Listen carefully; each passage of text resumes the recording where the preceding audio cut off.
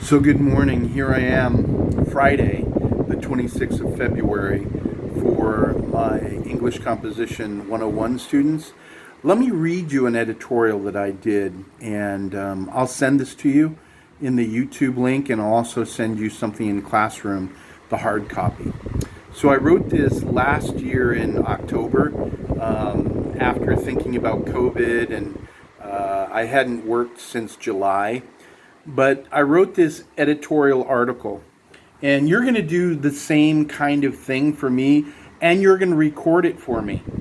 Save it on a YouTube and then send it to me, or some other kind of recording. Mine is called Created for Relationships, and I wrote this, it looks like back in October of 2020.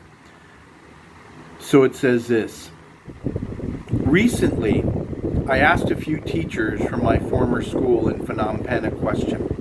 When you think of COVID-19, what comes to mind?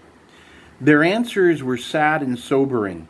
They said things like distractor, destroyer, isolator, social distancing, student well-being, and student isolation. After talking with them and writing down the responses, I realized that most of what they described with the COVID, as I like to call this thing, was related to relationships and detrimental characteristics and emotions that are present when there is a lack of interaction among human beings.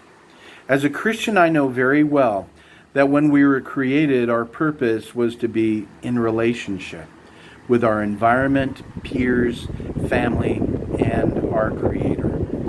The lack of relationship causes exactly what some of my teachers described in their responses: depression, isolation.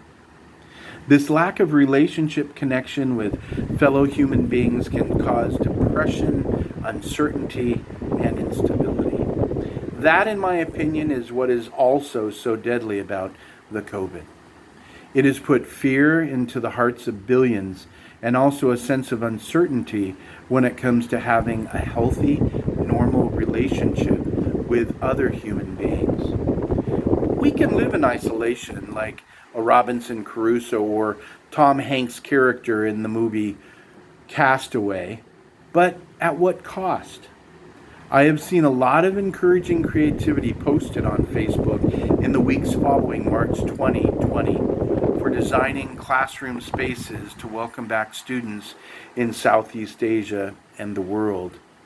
Since the COVID began to affect the world, and particularly all of us in Cambodia, on Friday, the 13th of March, 2020, we needed to exercise more creativity, and successfully teachers have met that challenge. I have always posited that teachers are the hardest working and the most creative of any country's workforce. After all, who else would you want to be teaching our children? As teachers welcome back students after next week and in the weeks to come all across the world, students will need not only to be welcomed back, but they will need comfort, counseling, and a place where they will all be safe. By all means, put protocols into place that will keep students, teachers, and communities all safe. Take temperatures. Make them wear masks. Put desks in safe arrangements. Remind students to wash their hands and use hand sanitizer. But get them back in school. Last April, Dr. Redfield, the director of the Center for Disease Control, the CDC, said this: I don't think I can emphasize it enough as the director for the Centers for Disease Control, the leading public health agency in the world. It is in the public health interest of these K-12 students to get the students back open for face-to-face learning. Children have suffered terribly in isolation, and this would include the trauma of abuse, suicide, and attempted suicide at higher rates. Dr. Robert Redfield goes on to assert the mental health services 7.1 million kids get in school, and he's talking about American students. Nutrition, we talked about.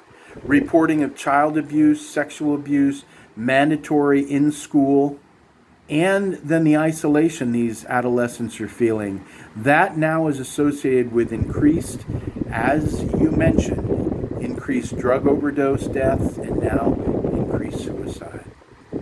The bottom line is that for the safety of students, it's better for them to be in school. Trust teachers. After all, they're trained professionals. They've worked with ministries of education, as we have here in Cambodia, education departments, local, state, and federal agencies to provide the safest environments possible at schools in order for students to return. The safe opening of schools is necessary for the community, but also for the continued health and safety of our children. This has been Dr. Stephen Ronzano with my editorial, Created for Relationship.